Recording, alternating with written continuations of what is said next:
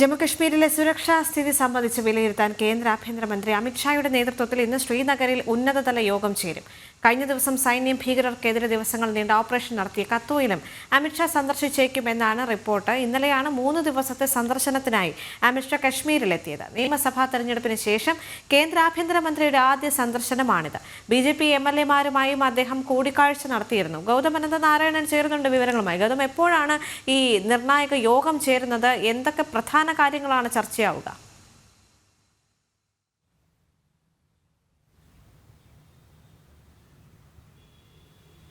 ദേവിക, ഇന്നലെ വൈകിട്ടാണ് കേന്ദ്ര ആഭ്യന്തരമന്ത്രി അമിത്ഷാ ജമ്മുവിൽ എത്തിയത്. അവിടെ അദ്ദേഹം BJP ഓഫീസിലെത്തുകയും BJP പ്രവർത്തകരുടെ ഒരു യോഗത്തെ അഭിസംബോധന ചെയ്ത് സംസാരിച്ചു. തുടർന്ന് BJP നേതൃത്വവുമായി ജമ്മു കാശ്മീരിലെ സാഹചര്യങ്ങൾ സംബന്ധിച്ചുള്ള ഒരു ചർച്ച ഇന്നലെ രാത്രിയിൽ നടന്നു. അതിനുശേഷം ഇന്ന് അദ്ദേഹം ശ്രീനഗറിലേക്ക് പോകുകയാണ്. ശ്രീനഗറിൽ വെച്ചാണ് ജമ്മു കാശ്മീർ മേഖലയുടെ സുരക്ഷ സംബന്ധിച്ചുള്ള ഒരു ചർച്ച കേന്ദ്ര ആഭ്യന്തരമന്ത്രി അമിത്ഷാ വിളിച്ചിരിക്കുന്നത്.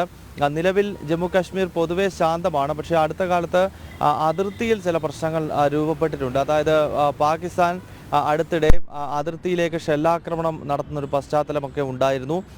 മാത്രമല്ല, നിലവിൽ ജമ്മു കാശ്മീരിൽ ഭീകരവാദ പ്രവർത്തനങ്ങൾ ഗണ്യമായി കുറഞ്ഞിട്ടുണ്ടെങ്കിലും അത് പൂർണ്ണമായി തന്നെ അവസാനിപ്പിക്കുക എന്നതാണ് ഇപ്പോഴത്തെ കേന്ദ്ര സർക്കാരിൻ്റെ പ്രഖ്യാപിതമായ ലക്ഷ്യമെന്നത്. കശ്മീരിലെ മുഴുവൻ ഭീകരവാദികളെയും വധിച്ചുകൊണ്ട് പൂർണ്ണമായി തന്നെ ഭീകരമുക്തമായി ആ പ്രദേശത്തെ മാറ്റും എന്നത് കേന്ദ്ര സർക്കാരിൻ്റെ പ്രഖ്യാപിതമായ നയമാണ്. അതിനാൽ തന്നെ അത്തരം ഓപ്പറേഷനുകൾ ഇനിയും തുടരേണ്ടതുണ്ട്. ശേഷിക്കുന്ന ഭീകരരെ കൂടി വധിക്കേണ്ടതുണ്ട്. ഇപ്പോൾ വധിക്കാനുള്ള ഭീകരരുടെ ഒരു ലിസ്റ്റ് സൈന്യത്തിന് ഇതിനകം തന്നെയും സർക്കാർ സംവിധാനങ്ങൾ കൈമാറിയിരുന്നു.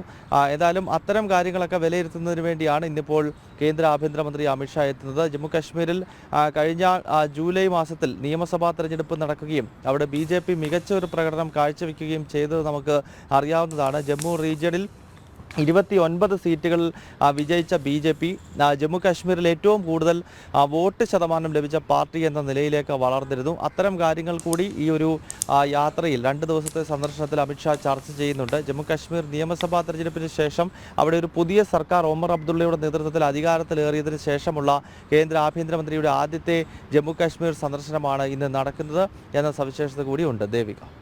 ശരി.